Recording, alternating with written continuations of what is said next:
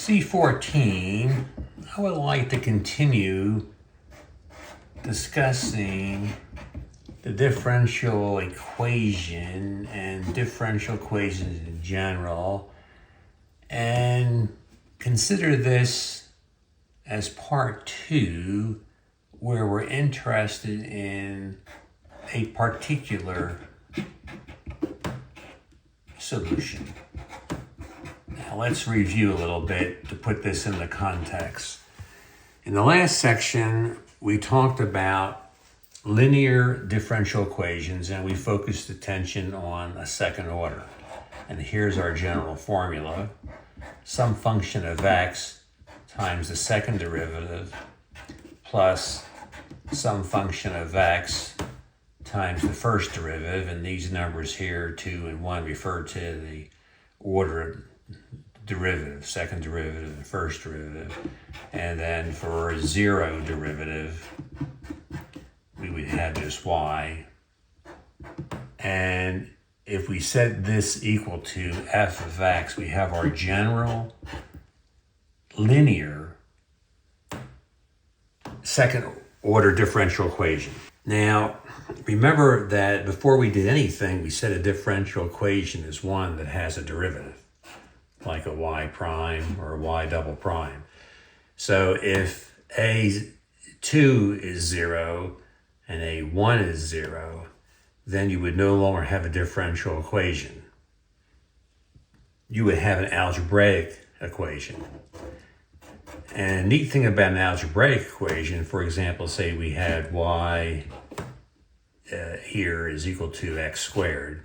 If we had an algebraic equation, I'll emphasize this, algebraic equation, then with the algebraic equation, if you have the quadratic form, the general quadratic equation has an x squared, the highest the power of x.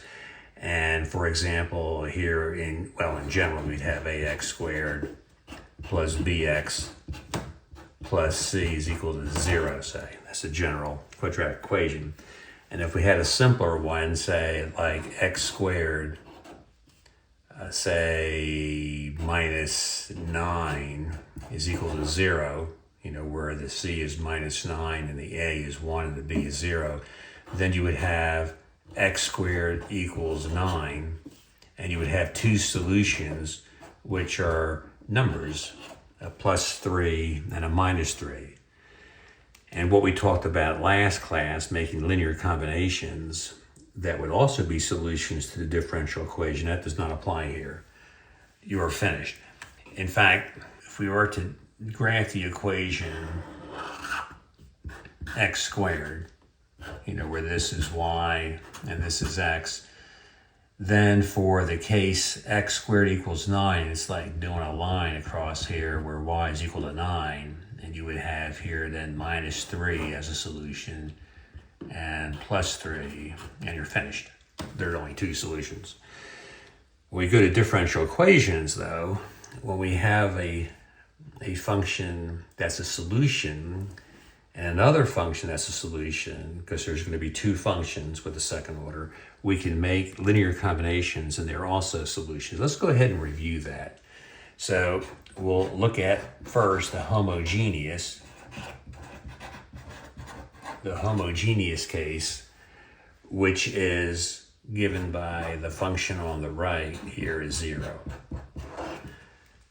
So if the function on the right is 0 and we have a second order, we have to have at least then the second derivative. So I'm going to pick a real simple one. I'm going to pick y double prime, where this a2 is a 1 and a1 is 0 and a naught there is a negative 1. So I have simply this, and then I have 0 over here. So that's a second order differential equation, and we can now solve that. I like to put this in this form. The second derivative is equal to the same thing back. And when you solve differential equations, it's an art. You make guesses. There are different approaches. But since here you get the same thing back, I know that e to the x, when you take a derivative, you get the same thing back. So that means that I can put a constant in front, and one solution here is going to be a e to the x. Now when I have e to the minus x and take a derivative, I get minus e to the minus x. But if I take two derivatives, another minus sign comes down. So this will also be a solution. And I like to just show that. Let's go ahead and show that in detail. So let's see, we have here the second derivative of, let's say, a e to the x, okay. One derivative gives the same thing. The second derivative gives the same thing. And therefore, the equation is satisfied. Y double prime, which is this one here, taking the second derivative, is equal to y, what I started with. Okay. Now, if I start with b, e to the minus x, the first derivative would be minus b, e to the minus x, and the next derivative would bring us back to b, e to the minus x. So this would be y, this would be y prime, and this would be y double prime, and that's the same as the y. So that also solves the differential equation. Now, the idea of the linearity, which is guaranteed by these coefficients being functions of x only, then we can give the general equation for the homogeneous differential equation. I'm going to emphasize that by putting an h there. That would be a e to the x plus b e to the minus x. Now, to show that specifically, just like we did the others, we would say, all right, this is your y. And then if we want to go to the first derivative, we would have here, for the first derivative y prime, we would have, let's go ahead and put it up here, a e to the x minus b e to the minus x. Then if we were to go to the next derivative, then what would happen here is we would have a e to the x, and then the minus sign would cancel when the next one comes down, and you would have this, and that is the same as y. So in other words, this satisfies, in general, y double prime equals y, or if you want to write it as y double prime minus y is equal to 0. Now, we're not going to be doing much with particular solutions in our course. This is part of the bigger course called normal gravity. But let me talk about it just briefly. A particular solution is one where the f of x is not 0. So we're looking at a non-homogeneous differential equation, one that's paired with the one that we already have been looking at. So here, the homogeneous one is this, and we have the solution for the homogeneous one to be e to the x with an a in front and the e to the minus x with a b in front. But now if we look at the non-homogeneous one, which is going to be the one underneath it that's paired with this, I'm going to pick a real simple case, and I'm going to pick the case where the f of x on the right-hand side is simply x. So now we have a non-homogeneous differential equation which is related to this homogeneous version. But this one's going to have here a particular solution, and I want to talk about that. So how do we find this? Well, differential equations, as I said, really represent an art, And if I were going to say if I had y double prime is equal to x by itself, so I didn't have the y, I had a simpler case, then if I integrate this once, I would have y prime is x squared over 2 plus a constant. We'll call that constant 1. And then if I integrate this again, I would get y is x cubed over 6 plus c1x plus c2. Now we can check this quickly. The derivative of y would be, you bring the 3 down, have x squared, and the 3 would cancel with the 6 that have x squared over 2. If I take the derivative of c1x, I would just pull the c1 out. And if I take the derivative of c2, I would get 0. Then if I take the derivative here, I would get 2x over 2, which is x, plus 0. So going backwards this way, taking derivatives, you can see that y double prime equals x. So what I'm going to do for this case, I'm going to try a polynomial for y that has an x cubed, and to keep it general, more general, I'm going to have an x squared in there also.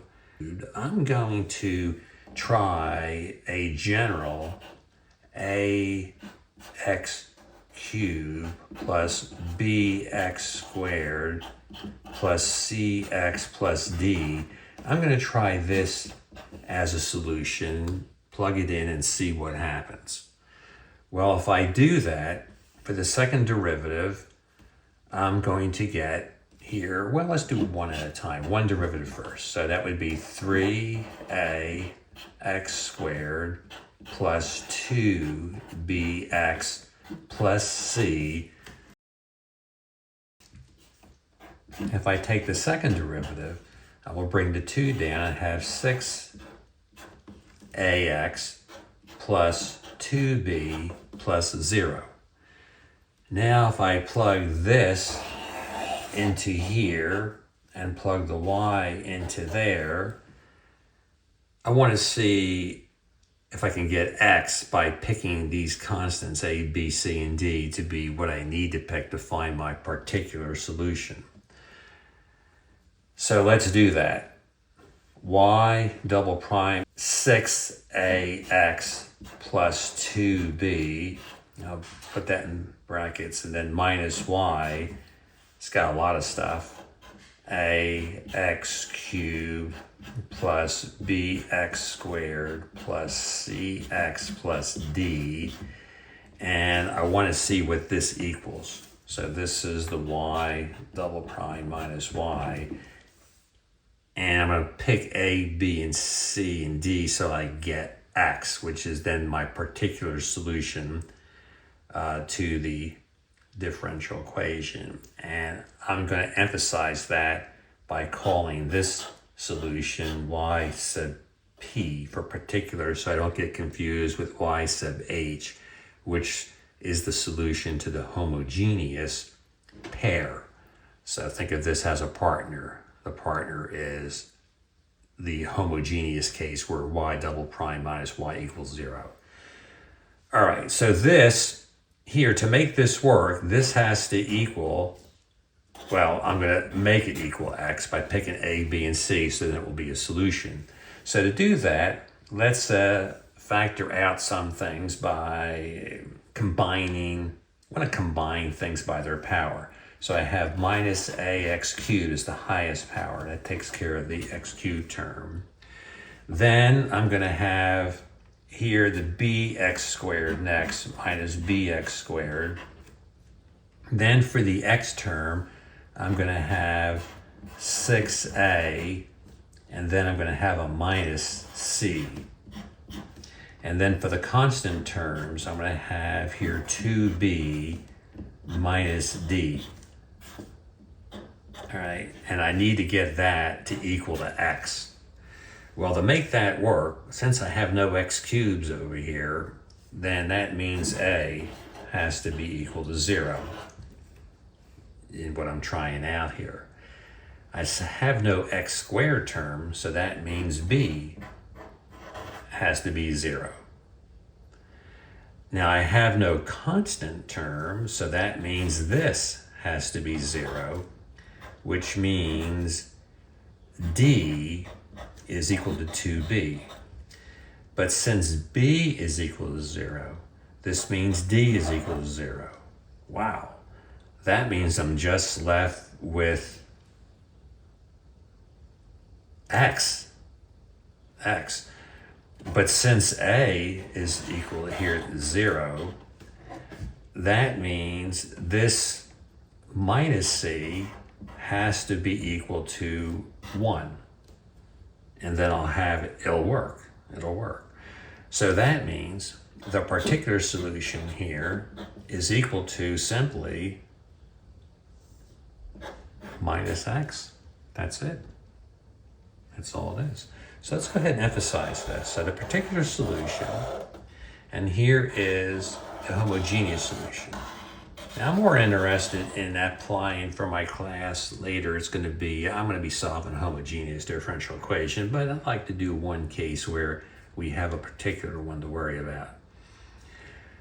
So now the question is, can I make a super solution by adding the two together? In other words, a general solution, would that be, say, y homogeneous plus y particular?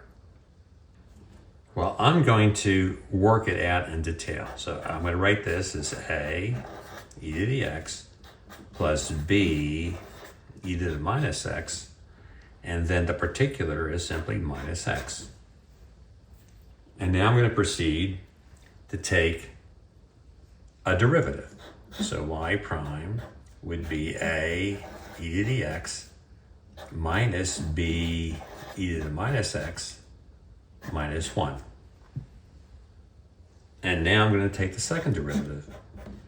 And that's going to be a e to the x plus b e to the minus x and 0. That's it. So now that I have my second derivative here, and I have my function here, these are the only two things I need. I need to just check that y double prime minus y still equals x. So if I take y double prime minus y, I would have a times e to the x plus b e to the minus x, that's here, and then I would subtract here what's up here. So I have a e to the x plus b e to the minus x, and look what happens here. This cancels this, and minus x is equal to x, and it works. Isn't that wild? So in other words, the homogeneous part, when added to the particular part, solves this non-homogeneous differential equation. That's very, very neat. Now, the mathematicians do not like to consider this as a third solution. They don't do that. They like to keep that when you have a second order differential equation, you have two solutions. And the two solutions here coming from the homogeneous differential equation. And then when you have a particular solution, that then extends this pair of solutions to cover everything. But we still say that the differential equation has two solutions. And since I'll be looking at homogeneous differential equations later, this question won't even come up. But I think it's nice to at least talk about it in one class. This concept of a particular solution, the homogeneous solution, and then by combining them to have some general solutions, which I can call, say, Y sub G for general.